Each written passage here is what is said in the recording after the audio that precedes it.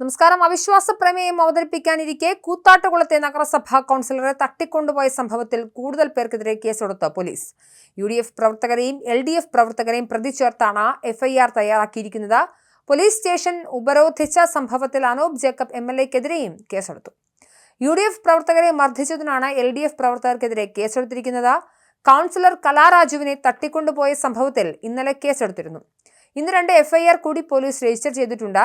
UDF പ്രവർത്തകർ ഇന്നലെ Koothattukulam police station ഉപരോധിച്ചിരുന്നു. ഇതിൽ 4ാം പ്രതിയായിട്ടാണ് അനൂപ് ജേക്കബ് MLA-യെ പ്രതി ചേർത്തിരിക്കുന്നത്. 50ഓളം കണ്ടാൽ അറിയുന്നവർക്കെതിരെയും കേസെടുത്തിട്ടുണ്ട്. ഇന്നലെ ഉണ്ടായ സംഘർഷത്തിൽ UDF പ്രവർത്തകരെ മർദ്ദിച്ചതിലാണ് LDF-നെതിരെ കേസെടുത്തിരിക്കുന്നത്. കണ്ടാൽ അറിയാവുന്ന 25 പേർക്കെതിരെയും കേസുണ്ട്. നിലവിൽ കൗൺസിലർ കൊച്ചി ഇന്ദിരാഗാന്ധി ആശുപത്രിയിൽ ചികിത്സയിലാണ്. ഇന്ന് തന്നെ 164 മൊഴിയെടുക്കുമെന്നാണ് പോലീസ് അറിയിച്ചിരിക്കുന്നത്. എപ്പോഴാണ് മൊഴിയെടുക്കുന്നതെന്ന കാര്യത്തിൽ വ്യക്തതയില്ല. അതേസമയം കൗൺസിലറുടെ മൊഴിയുടെ അടിസ്ഥാനത്തിലാകും കേസിന്റെ മുന്നോട്ടുള്ള തുടർ നടപടികളെന്ന് പോലീസ് വ്യക്തമാക്കിയിട്ടുണ്ട്.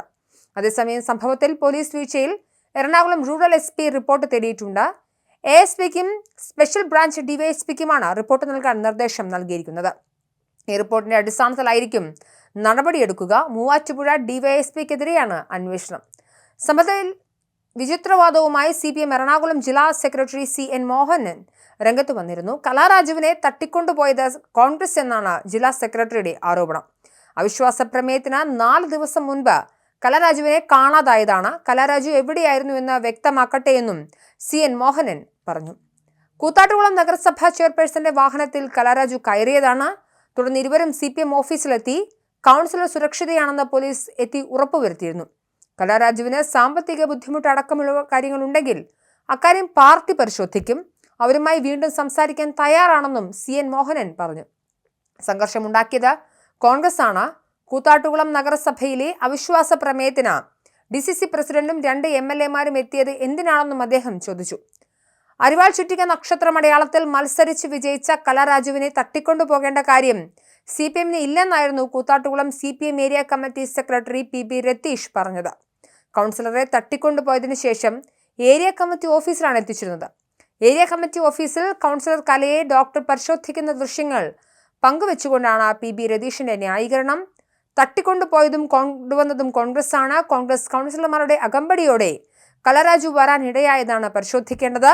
അവിശ്വാസ പ്രമേയത്തിൽ നിന്നും വിട്ടുനിൽക്കുക എന്ന LDF-ന്റെ തീരുമാനത്തിന്റെ ഭാഗമായാണ് കൗൺസിലർമാർ പാർട്ടി ഏരിയ കമ്മിറ്റി ഓഫീസിൽ എത്തിച്ചത്. വളരെ സൗഹാർദ്ദപരമായ അന്തരീക്ഷത്തിലാണ് ഒരു പകൽ സഖാക്കൾ ഇവിടെ തങ്ങിയത്. മാത്രമല്ല, വൈകിട്ട് 4:30 എല്ലാ കൗൺസിലർമാരും പിരിയുകയും കലാരാജുവിനെ വീട്ടിലെത്തിക്കുകയും ചെയ്തു.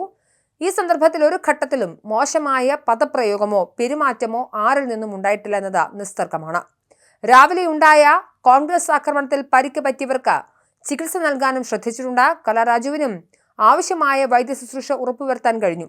മറിച്ചുള്ള എല്ലാ കുപ്രചരണങ്ങളും തള്ളിക്കളയുക എന്ന കുറിപ്പോടെയാണ് ദൃശ്യങ്ങൾ പങ്കുവച്ചത്.